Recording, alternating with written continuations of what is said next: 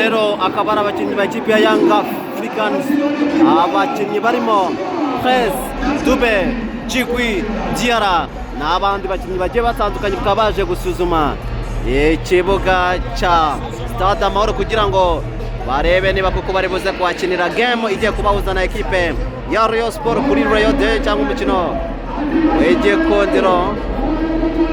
Abo ngabo rero abasore ba ekipe ya Young Africans, abasore ba Young Africans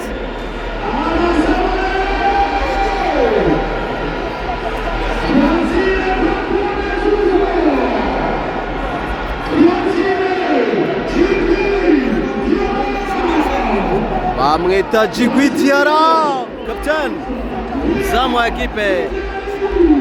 ya Young Africans.